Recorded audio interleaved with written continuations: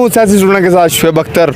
ये स्लोगन है, कब तक लहू फरोख्त करूँ, दिल अदा करूँ, बच्चे का दूध लाऊं या मैं बिल अदा करूँ। और हो गई है ठीक है, इन्नी महंगाई कभी नहीं वेखी जिन्नी हुण 2 महीनों के विच वेखी है। घर में या हमारे किसी गली के अंदर या मोहल्ले के अंदर कौन भूखा सोता है, कौन। प्रमोट करूँगा कि सोलर सिस्टम, ठीक है, सोलर सिस्टम से बहुत जल्दी हम एनर्जी क्राइसिस से निकल जाए। एक सर प्लानिंग के तहत हम लोग चलेंगे, ठीक है। खासकर जो प्राइस कंट्रोलिंग होती है ना, ये महंगाई की सबसे बड़ी वजह होती है।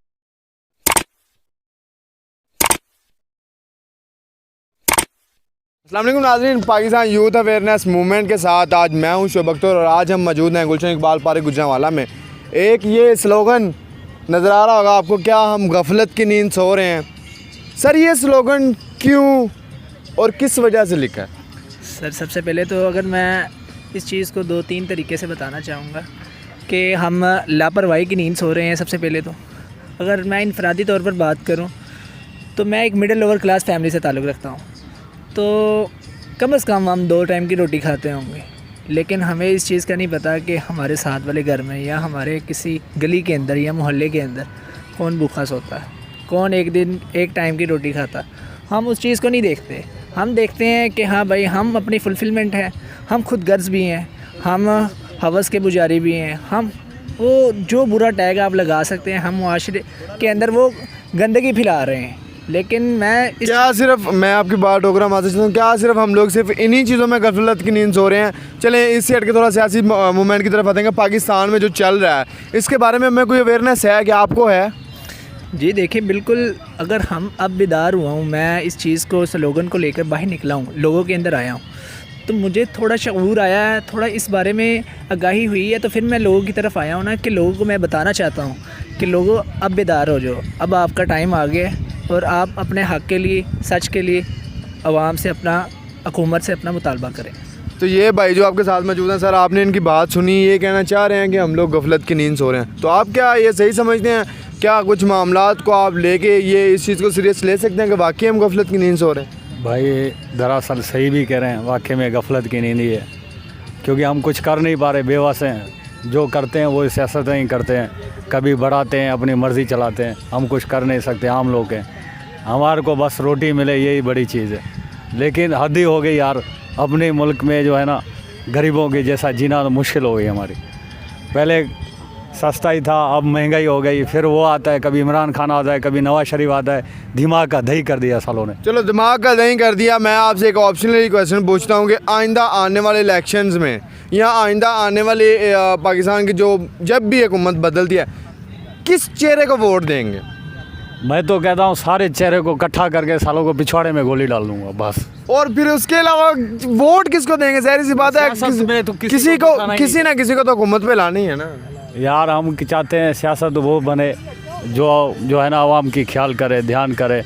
और क्या चाहिए हमें हुकूमत से? यही चाहिए यार, देखभाल करें, अपनी आवाम के बारे में सोचें।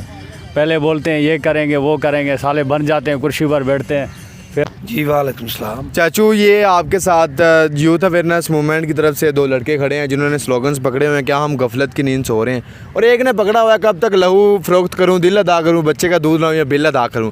आप भी जाहिर सी बात है इतनी सी ज़िंदगी आपने गुजारी है, तो क्या चल रहा है इस वक्त पाकिस्तान पे? जो महंगाई का पहाड़ टूटा हुआ है, क्या चाहते हैं आप पाकिस्तान से? बेटा 48 साल उम्र हो गई है, ठीक है, इन्नी महंगाई कभी नहीं वेखी जिन्नी हुण 2 महीनों के विच वेखी है।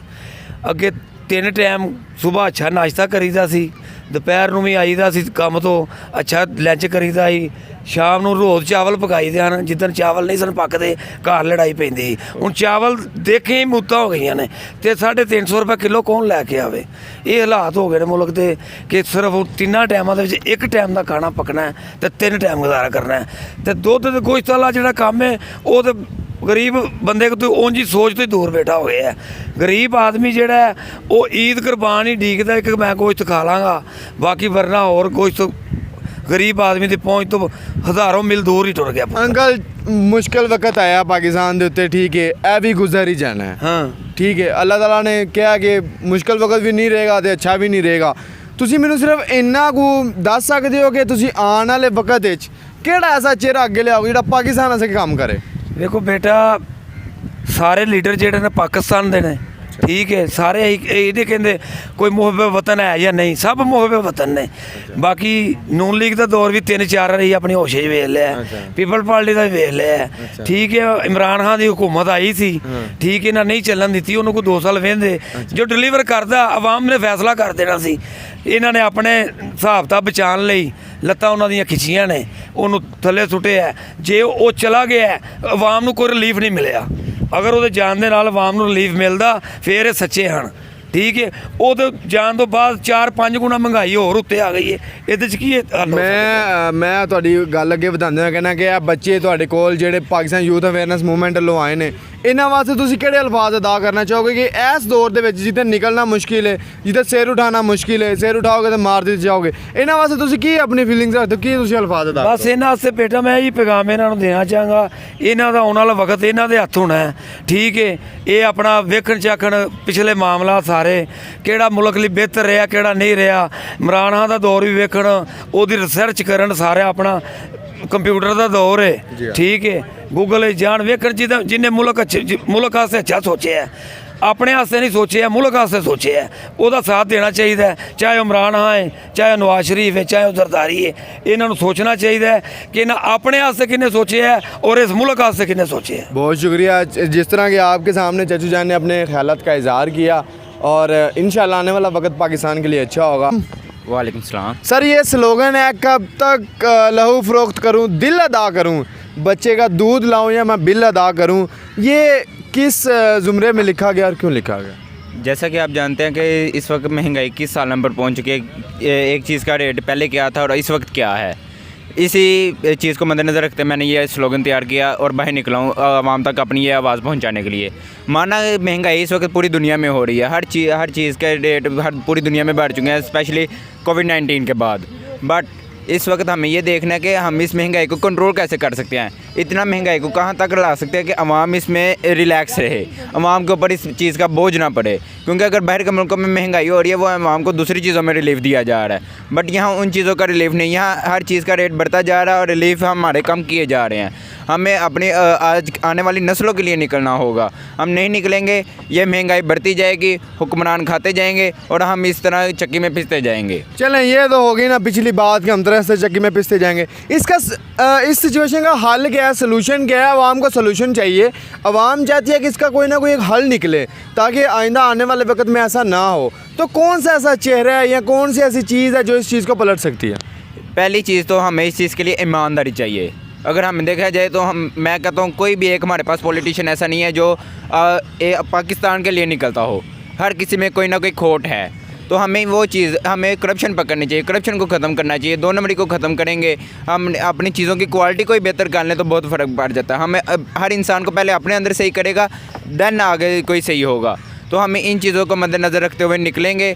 आगे सोल्यूशन यही है कि अपनी इकॉनमी को हमने बेहतर करना है, हमें बाहर की चीज़ों। चलें आपने कहा कि नाज़रीन ये इनका एक क्वेश्चन है कि हमें हमारे जो सियासतदान आते हैं वो जस्ट अपने मुफाद के लिए आते हैं ना, तो कौन सा ऐसा चेहरा आगे लाना चाहिए जो अपना मुफाद ना यूज़ करे, कौन सी ऐसी चीज़ आगे लानी चाहिए, कौन सी ऐसी पार्टी या कौन सा ऐसा बंदा आगे आना चाहिए जो कि पाकिस्तान के लिए काम करे आपकी नज़र में?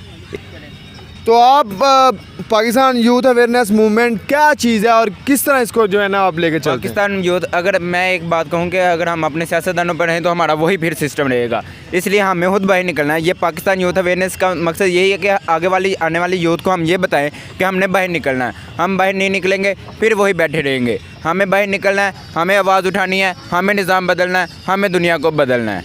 नाज़रीन पाकिस्तान पे महंगाई का पहाड़ जो है ना वो दिन ब दिन टूट के गिर रहा है, पाकिस्तान तबाही की तरफ जा रहा है। तो कह रहे हैं कि यूथ को आगे लाना है हमने, ठीक है। पाकिस्तान में कौन सा ऐसा चेहरा है जो पाकिस्तान की बेहतरी के लिए काम करे? सर बिल्कुल, तो फ़र्स्ट ऑफ़ ऑल मैं यानी कि आपका शुक्रिया अदा करूँगा कि आपने मुझे इस प्लेटफॉर्म पे आने का मौका दिया और लोगों को अवेयर करने का मौका दिया है। हमें सबसे पहले ख़ुद को ठीक करना चाहिए। अब एक घर है, वहाँ पे एक नून लीग का सपोर्टर है, एक पीटीआई का सपोर्टर है, वहाँ पे वो आपस में लड़ रहे हैं और एक 2.5 साल का बच्चा वो चीज़ें देख रहा है। हम उसे क्या सिखा रहे हैं?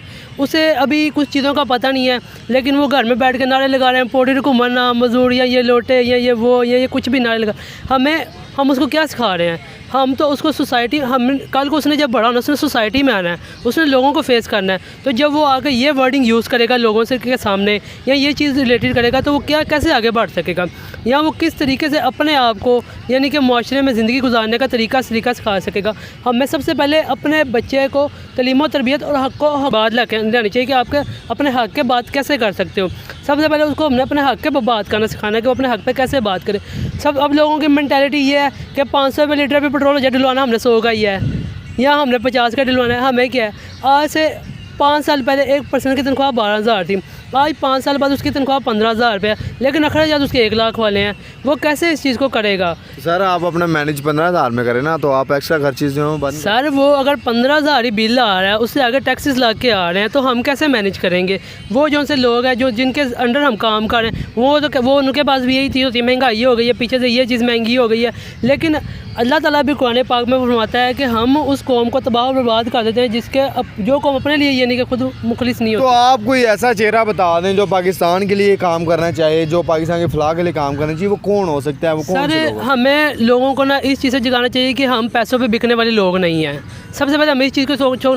अब ये पॉलिटिशियन है, ये आने से पहले यानी कि निज़ाम हुकूमत में आने से पहले यार ये लंगर लगा रहे हैं, लोगों को खिला ला रहे हैं, ये कर रहे हैं, हम आपके साथ ये करेंगे, हम आपके साथ वो करेंगे। लेकिन जब वो जीता तो उनका नामो निशान ही नहीं पता लगता। एक बंदा वो 6-6 घंटे की लोड शेडिंग बर्दाश्त कर रहा है, 12-12 घंटे की कर रहा है, उनको कोई फ़र्क पड़ रहा है?